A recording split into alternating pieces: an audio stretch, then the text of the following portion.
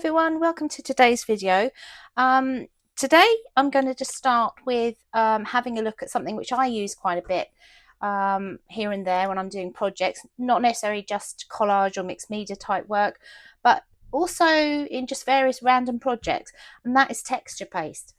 Now I'm just going to show you quickly example projects. This particular one I think I've shown before in previous video. Just took an old card A5 folder and covered it with a stencil, basically used a stencil with texture paste to create this lovely effect. It's like a mosaic, and then went in with my sprays to sort of finish it off. Okay, so another one. I like these folders, these are really good.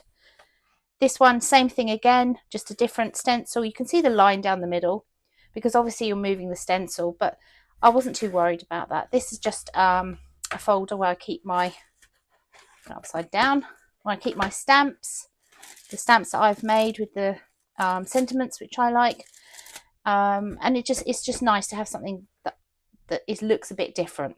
The wax on top gives it a lovely sort of metallic finish as well. Okay, so that's those. If you saw the nature spread videos, collage videos, you'll see that I used quite a few pieces like this, a lovely bubble one as well, which I don't have left, which is what I'm going to do, is actually make some more today. And this is just texture paste through onto tissue paper, and it's beautiful because when you start gluing over the top, the tissue paper sort of disappears and you're left with this, with just the texture.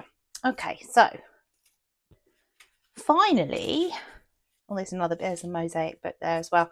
Okay, so these are just, I had a rummage in my interesting papers scrap box, and these are just all examples of where I've used the texture paste on the card. I think that is, yes, that is basically just again with the stencils, with the texture paste, and then sort of coloured them in various ways. I think most of these have been done with distress oxides, looking at them, because they've got that kind of texture, haven't they? And these are beautiful. These are lovely little scraps. You can actually mount them just directly onto a card and then put your embellishments on top, or you can use them in your pages. I keep a big box of these. I do things in batches. Okay, so texture paste. You can buy this sort of ready-made stuff, modelling paste, and it's pretty good. Can be quite expensive depending on where you get it. And I do use this. I think it has a different sort of, if I just open up the top, it has a different texture to ones you make yourself, and we're here today to make one, so I'll just quickly show you. You can see it's really, it's quite smooth. It's been mixed really well. I mean, it's lovely. It's lovely stuff, really. But sometimes I just want to make my own because I'm covering a large area, and I can also control the mix as well a little bit better if I'm actually making my own sort of texture paste. Okay, so right, covered in the stuff already, haven't even started.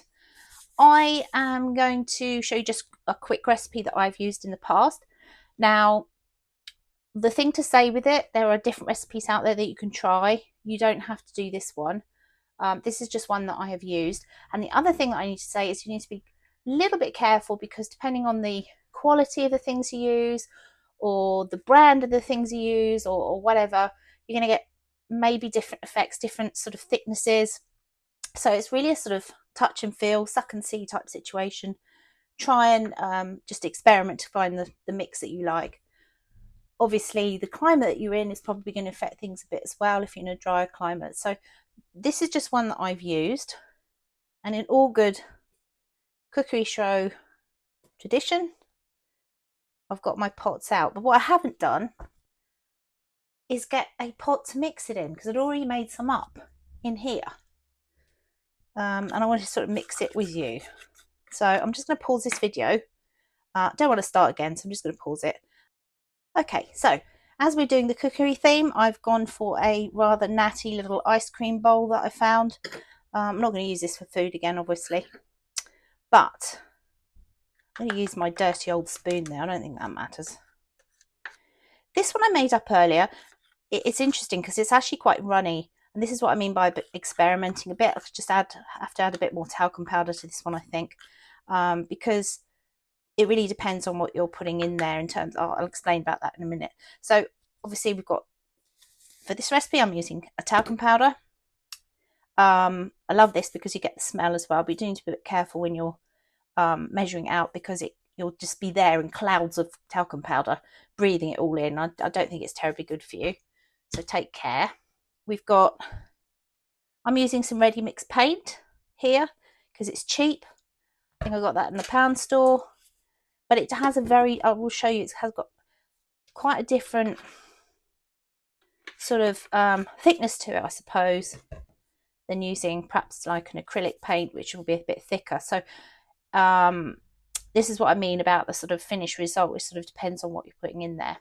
And then I'm using a cheapy PVA glue, and this one actually has gone really sticky. I mean, it's like globby.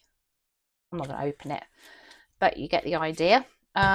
So the recipe that I use, just quickly, is 2 parts of the talcum powder, and then 1 part of the white paint, and half a part white glue. Now, actually, you can see that I haven't filled that totally up. When I say parts, I mean whatever cup you're using. If you're using a cup, if you're using a tablespoon, these are just ratios, proportions. So 2 cups or 2 pots or 2 whatevers of the powder, a cup of the white paint, and again, I note that I'm not using a full one here because it was quite a runny paint. So we're just going to test it and see. And some glue. And the glue is what, again, depending on the texture glue, you might have a very runny glue. You might have one which is quite thick, which is why it's not set in stone. Okay, so I'm going to grab the spoon from here. I'm going to have to do something with this one because it is a bit, perhaps a little runny. Okay, so I'm going to throw powder in. Try not to breathe in as I go. Let's put the paint in. No particular sort of method or order that you have to do this, I don't think. I feel like I'm ready steady cook or something. Right, here we go. Give it a good stir. And I'm going to throw this in, which is good. You can see how sticky that glue is. Oh, look, it's disintegrating my sauce pot.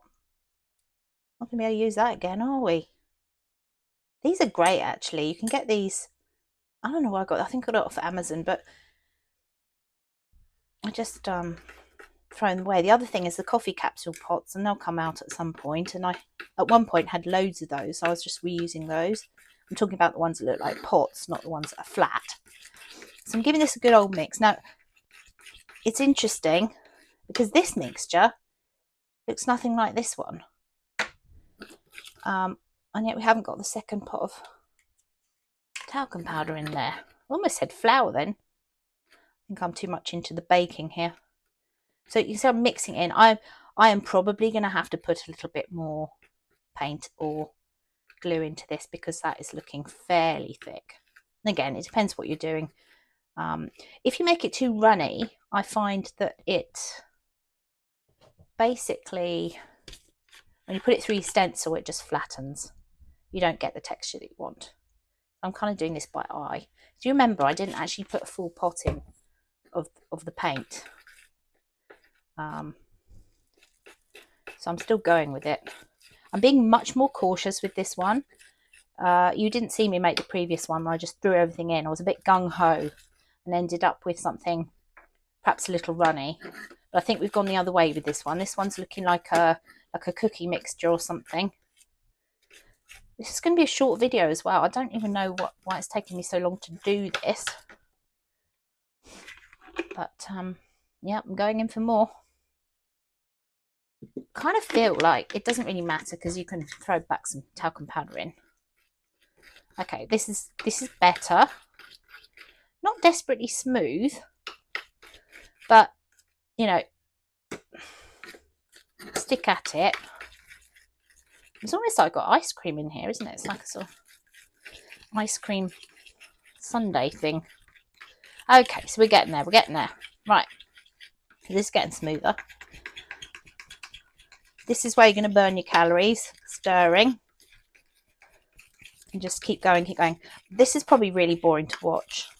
I'm sorry about this, but anyway. Okay, so we're there. I think we're there.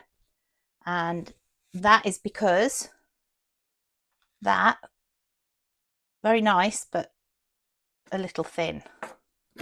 I want my texture paste to stand up on the page. Okay, so what we're going to do is a little experiment. And I'm going to come back on another video and show you when they've dried. Is I'm going to do 2 cards. Random bits of card. Get my spatula. I'm just going to put a bit of this on a card. I'm just sort of showing you how you can see that's fairly thick, right? Could actually be thicker, I think. So I'm going to put it through a stencil and dry it, and then we can really see what it looks like. I'll do that off camera because this is probably really boring. Right, okay, here we go with the bought texture paste. I am not going to lie, it is very nice to use. I don't know why I'm trying to make this so perfect. It doesn't need to be. You can see that went on really, really well. So I'm just going to hold these up. I'm going to put those aside. I'm going to let them dry. And I'll come back on the next video. You can see actually that my homemade one on the left is a little runnier. So whether it holds up under the stencil or not, we don't know yet. But we did add that extra paint to it. If we'd stuck with the cookie dough, I think we'd be looking at something different. But I guess the point I'm trying to make here is you can use these recipes that you get, and you may or may not have found one which works really, really well. But I do find that I have to just experiment a bit because it sometimes depends on what I'm doing with it, what I'm putting it on, and what raw materials I'm using to make it. So, okay, that's enough for this video because we've already gone way too long. Come back in the next one and we will have a look at the dried ones that I've put through a stencil and also at these. Okay, bye for now.